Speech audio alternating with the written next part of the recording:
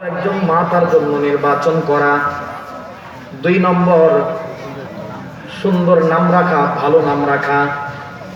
3 নম্বর হলো সন্তানকে কোরআনুল কারীম তথা আল্লাহর কিতাবের শিক্ষা প্রদান করা। ওমর ফারুক রাদিয়াল্লাহু তাআলা যখন 3টি অধিকারের কথা সন্তানের সামনে পেশ করেছেন, এবার সন্তান বলে, আমিরুল মুমিনিন, আমার পিতা এই 3টি হক, আমার এই 3টি হকই নষ্ট করেছে। 1 নম্বর, বিবাহ করেছেন এমন একজন বাদী, কোন স্বাধীন মহিলাও না, বাদীকে বিবাহ করেছেন, তাও কোন মুসলিমের বাদী না, সে হলো একজন কানাত লিমাজুসিন, এক অগ্নি পূজকের বাদীকে বিবাহ করেছে, যার ফলে মা হিসেবে তার কাছ থেকে যা কিছু শিক্ষা দীক্ষা আদর্শ পাওয়ার কথা, বাদী হওয়ার কারণে সে নিজেই তো বঞ্চিত, সে আমাকে কি শিক্ষা দিবে? ফলে তিনি আমাকে ভালো মা উপহার দিতে পারেনি। 1 নম্বর হক নষ্ট করেছে। 2 নম্বর, ওয়াসাম্মানি জুলান, আমার ভালো নাম তিনি রাখেননি, আমার নাম রেখেছেন জোল। জোল মানে হচ্ছে গোবরে পোকা, ময়লার মধ্যে, গোবরের মধ্যে যেই পোকা হয় তার নাম হলো জোল। খানফাসা, তার মানে আমার নামটা রাখলেন গোবরের পোকা, ময়লার পোকা, ভালো কোনো অর্থবহ নাম নয়। 3 নম্বর, ওয়ালাম ইউআল্লিমনি হারফাম মিনাল কিতাব, কিতাবুল্লাহর একটা অক্ষর আমাকে শিখায় নাই, আমাকে কোরআনুল কারীমের একটা বর্ণও শিখায় নাই। তিনি তো আমার তিনটা হককে পর্যায়ক্রমে নষ্ট করেছে। আমিরুল মুমিনিন, ইনসাফের মূর্ত প্রতীক হযরত ওমর ফারুক রাদিয়াল্লাহু তাআলা আনহু এবার পিতার দিকে তাকায় বললেন, যে তা আনতাশকু উকুকা ইবনিক ওয়া ক্বাদ আকাকতা ক্বাবলা যালিক, তুমি তো এসেছো তোমার সন্তানের অবাধ্যতার অভিযোগ নিয়ে আমার কাছে, অথচ তুমি তো তার আগে তার অবাধ্যাচরণ করেছো, তুমি তার অধিকারটা আগে নষ্ট করেছো। সন্তানের অধিকার যদি আগে নষ্ট করা হয়, তাহলে এই সন্তান ঐশী হবে না তো কি হবে? এই সন্তান অপদার্থ হবে না তো কি হবে? এই সন্তান আপনার কষ্টের কারণ হবে না তো কি হবে? আপনি ভাবছেন এই সন্তান বুঝি আপনার বার্ধক্যে আপনার সহায়ক হবে, হাতের লাঠির কাজ দিবে, আপনার সুখ দুঃখের ভাগ অংশীদার সে হবে। কিন্তু যদি তরবিয়ত না করা হয়, সন্তানকে যথার্থ লালন পালন না করা হয়, তাহলে এই সন্তান আপনার সহায়ক হওয়ার পরিবর্তে আপনার বড় বোঝা হয়ে দাঁড়াবে, আপনার বিপদের কারণ হবে। আপনার এই সন্তান কেন জন্ম দিয়েছি, এই সন্তান না হয়ে বেঁচে থাকার চেয়ে সন্তান মরে যাওয়াটাই ভালো ছিল। কি বলেন, ঠিক কিনা? বেশি দিন আগের কথা না, 1 মাসও হয় নাই, উপজেলা অফিসে, ইউনো অফিসে একজন বৃদ্ধা মহিলা আমার সামনেই অভিযোগ করতেছেন, স্যার আমার ছেলেটাকে জেলখানায় দিয়ে দেন, থানায় দিয়ে দেন। খুব একটা কৌতূহলের বিষয়, কেন মা সন্তানকে জেলখানায় দিতে বলে কেন? তো বোঝার বিষয় আছে না? তো অপেক্ষা করতে লাগলাম, দেখি কি বলে। তো অফিসার জিজ্ঞাসা করলেন, কারণ কি, সমস্যা কি? বলে, দেখুন আমি তো চলতে পারি না, আমি কোনো রকম কিছু এই পরের বাড়িতে ঘরে কাজ করে কোনো রকম চলি, আমার চলাই তো বড় দুষ্কর। আর সেখানে সে কিছুদিন পর পর, 2-1 দিন পর পর এসে আমাকে মারধর করে তার নেশার টাকা দেওয়ার জন্য।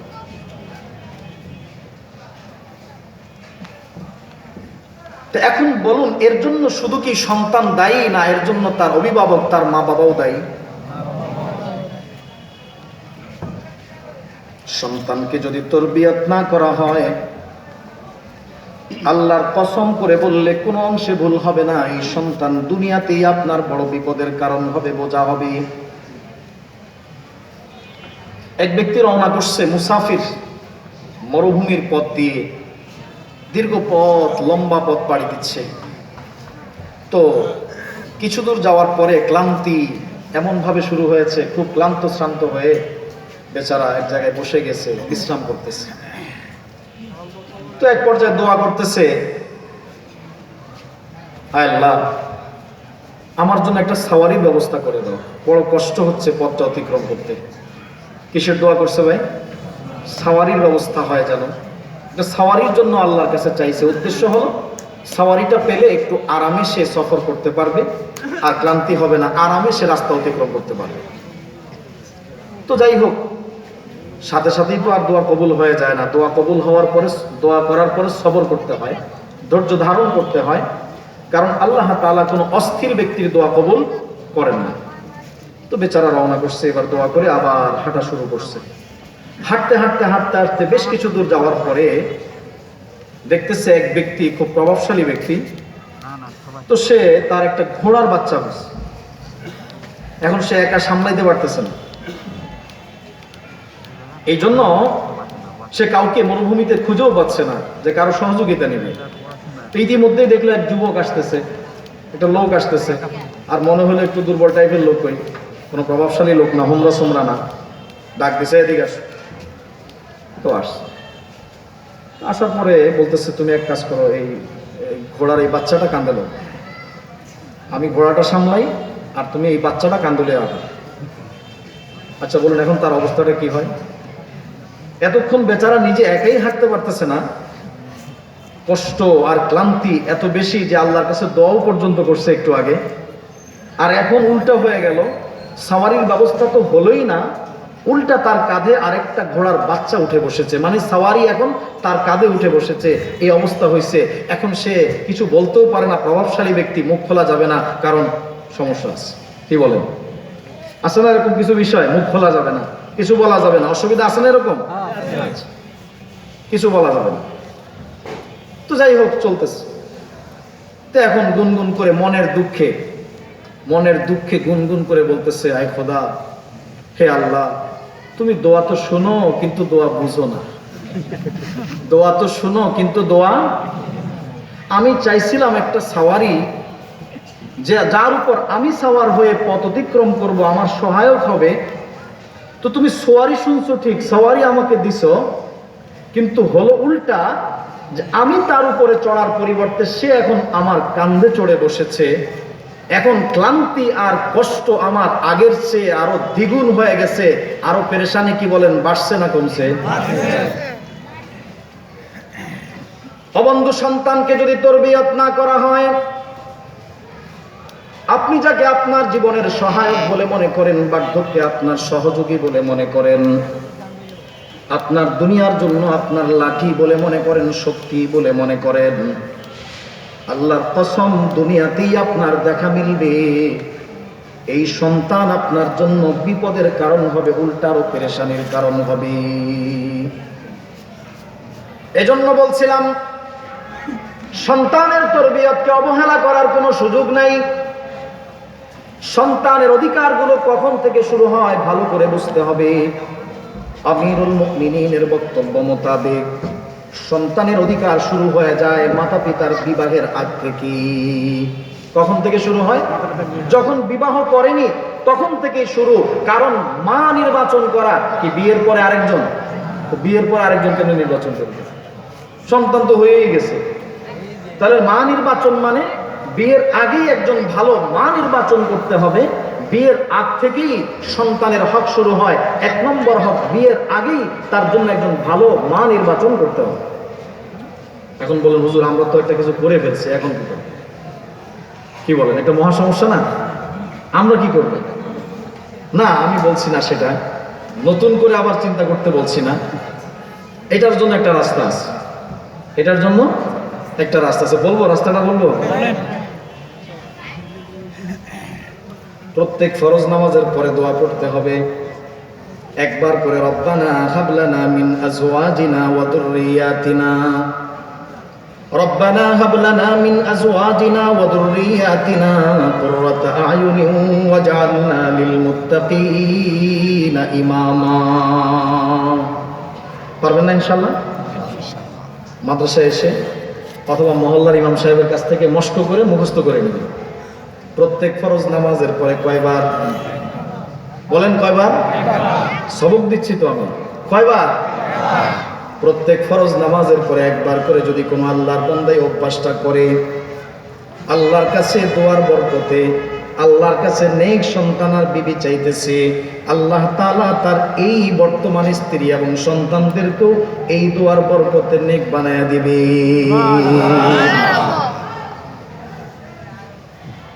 দুই নম্বর, সন্তানের জন্য সন্তান জন্ম লাভের পরে দ্বিতীয় নম্বর কাজ হলো প্রথমেই তার কানে, ডান কানে আজান দিতে হবে, বাম কানে ইকামত দিতে হবে। কি করতে হবে বলেন? সন্তান জন্মের পরে ডান কানে আজান, বাম কানে ইকামত দিতে হবে। আনিল হাসান ইবনে আলী রাদিয়াল্লাহু তাআলা আনহু قال قال رسول الله صلى الله عليه وسلم مولد له مولود فأذن في أذنه اليمنى وأقام في أذنه اليسرى لم تضره أم الصبيان أو كما قال النبي عليه الصلاة والسلام। আল্লাহ নবী বলেন, কাউকে যদি আল্লাহ পাক কোনো সন্তান দান করে, আর যে যদি সেই সন্তানের ডান কানে আজান দেয়, বাম কানে ইকামত দেয়, নগদ একটি ফায়দার কথা আল্লাহ নবী বলে দিচ্ছেন। উম্মতি আজান আর ইকামতের বরকতে আল্লাহ পাক এই সন্তানকে উম্মুস সিবিয়ান তথা ধনুষ্টঙ্কার রোগ থেকে হেফাজত করবে। ধনুষ্টঙ্কারের টিকা দেয় না? আল্লাহ নবী একটা টিকার কথা বলে গেছেন। ওই টিকা ব্যর্থ হলেও ইয়াকিনের সাথে যদি এই আমলটা কেউ করতে পারে, আল্লাহ নবী বলেন লাম তাদুররাহু উম্মুস সিবিয়ান, ধনুষ্টঙ্কার রোগ তাকে আক্রমণ করবে না। আল্লাহ এই দুয়ার বরকতে, এই আজানের বরকতে ধনুষ্টঙ্কার থেকে হেফাজত করবে। দুই নম্বর, আমার আপনার প্রশ্ন জাগতে পারে, সন্তানের কানে আজান দিলে কি লাভ হবে? সন্তান তো আজানের অর্থ বোঝে না, আমি তো বুঝি না, সন্তান বুঝবে কিভাবে? কি বলেন? আমি তো যদি আজানের অর্থ জিজ্ঞাসা করা হয় পারবো নাকি? অনেকেই তো পারবো না। তো হুজুর আমি তো আজানের তর্জমা বুঝি না, শব্দার্থ বুঝি না, এই বাচ্চা তো কিছুই বোঝে না, তাহলে এই বাচ্চার কানে আজান দিলে লাভটা কি হবে, ফায়দা কি হবে? আল্লামা ইবনুল কাইয়িম জাওজি রাহিমাহুল্লাহ বলেছেন, এক নম্বর ফায়দা তো এই হবে, এই সন্তান ভূমিষ্ঠ হওয়ার পরে, দুনিয়াতে আসার পরে তার কানে অন্য কোনো আওয়াজ পৌঁছার আগে, সবার আগে যদি ঢুকায় দাও আল্লাহু আকবার, আল্লাহ সবচেয়ে বড়, আল্লাহু আকবার, আল্লাহ সবচেয়ে বড়, আল্লাহু আকবার, আল্লাহ সবচেয়ে বড়, আল্লাহু আকবার, আল্লাহ সবচেয়ে বড়, এই শব্দটা আল্লাহর বড়ত্বের কথা যদি তার কানে ঢুকায় দাও, তাওহীদের কথাগুলো, আল্লাহর একত্ববাদের কথা, রিসালাতের কথাগুলো যদি, কল্যাণের আহ্বানের কথা যদি তার কানে ঢুকায় দাও, এই প্রভাবটা, এই তাওহীদের প্রভাব, আল্লাহর বড়ত্বের কালিমার প্রভাবটা তার দিলের মধ্যে এমনভাবে প্রতিক্রিয়া করবে, এই সন্তান বড় হয়ে যদিও অন্যদিকে কখনো চলে যায়, কিন্তু এই কালিমার প্রভাবে একদিন না একদিন আল্লাহ তাকে আবার ইসলামের দিকে ফিরায় আনবে। मिट नहीं सकता है कभी मर्द मुसलमान के है, मिट नहीं सकता है कभी मर्द मुसलमान के है, जिसकी आज़ान की आवाज़ से फश सिर खलीलो कलीम, जिसकी आज़ान की आवाज़ से फश सिर खलीलो कलीम। আমাদের দেশের একজন বিখ্যাত আলেম এবং বুজুর্গ ব্যক্তি ছিলেন আল্লামা মুস্তাফা আল হুসাইনি রহিমাহুল্লাহ। অনেকে হয়তো চিনবেন ওনাকে। ছোট্টবেলায়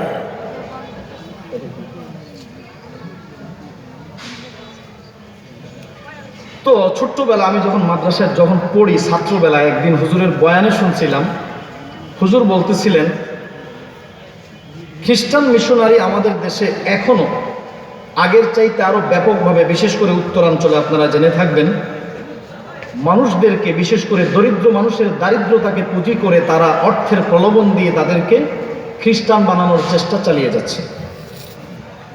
তো তাদের এই পরিকল্পনা এবং কার্যক্রম আজ থেকে না, বহু আগ থেকেই চলছে। কিন্তু প্রথম দিকে যখন তারা এই কার্যক্রম শুরু করে, দীর্ঘদিন পর্যন্ত তারা এই কাজ চালিয়ে দেখলো খুব একটা ফলপ্রসূ হয় না। বুঝিয়ে সুজিয়ে প্রলোভন দেখিয়ে যদি খ্রিস্টান বানায়ও, কিছুদিন পরে আবার ঘুরে ফিরে যাইতাই, আবার সে মুসলমান, তওবাতিল্লাহ করে আবার ঠিক। খুব চিন্তায় পড়ে গেল, ব্যাপারটা কি? এত অর্থ কড়ি ব্যয় করতেছি, এত পরিমাণে ইনভেস্ট করতেছি, এত চেষ্টা, এতভাবে ফিকির, কিন্তু ফলটা কেন ব্যতিক্রম হয়, উল্টা হয়ে যায়? কারণটা কি? এটা একটা জরিপ করতে হবে, এটার উপর দীর্ঘ গবেষণা করতে হবে। হুজুরের ভাষ্য মতে তারা গবেষণা করলেন, করে একটা বিষয় তারা বের করেছে যে মুসলমানদের রীতি আছে, সন্তান জন্মগ্রহণের পরে তার ডান কানে আজান এবং বাম কানে একামত দেওয়া। তারা চিন্তা করলো সম্ভবত এটাই কারণ, দুনিয়াতে আসার পরে সর্বপ্রথমেই যখন তার কানে আজানের কালিমাগুলো, তাওহীদের কালিমাগুলো, একত্ববাদের কালিমাগুলো, আল্লাহর বড়ত্বের কথাগুলো যখন তার দিলে দেওয়া হচ্ছে, তার এই দিলের জমিনটা সম্পূর্ণ খালি, একেবারে উর্বর। এই উর্বর জমিতে যখন তাওহীদের বীজটা বপন করা হয়, তো সেটা ভিতরে এমনভাবে যে স্থান দখল করে নেয়, যত যাই কিছু করুক না কেন ওই প্রভাবটাই তার জীবনে প্রতিফলিত হয়। দিনের শুরুতে যদি পেঁয়াজ দিয়ে ভাত খান, এরপরে পোলাও আর কোরমা যাই খান না কেন, ঢেকুর দিলে পেঁয়াজের গন্ধটাই আগে বের হবে। দিনের প্রথম বেলা, জীবনের প্রথম বেলায় যদি সন্তানের ভিতরে তাওহীদের কালিমা ঢুকিয়ে দেওয়া হয়, এই সন্তান কোনোদিন, আল্লাহর কসম করে বলতে পারি, এই সন্তান নাস্তিক হবে না, এই সন্তান মুরতাদ হবে না, এই সন্তান বদ্দিন হবে না, এই সন্তান একদিন না একদিন ইসলামের ছায়াতলে, ইসলামের মধ্যে আবার ফিরে আসতে বাধ্য হবে।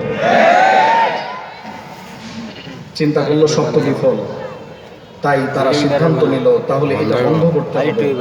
মুফতি হিফজুর রহমান সাহেব, জামিয়া রহমানিয়ার বর্তমান মুফতি সাহেব, উনি ওনার একটা বইতে লিখছেন, সেবার আড়ালে এনজিও, এটা বহু আগে পড়ছে, ছাত্র জমানেই পড়ছি, ওখানে লিখছেন, তিনি রংপুরের কথা বলছেন। রংপুর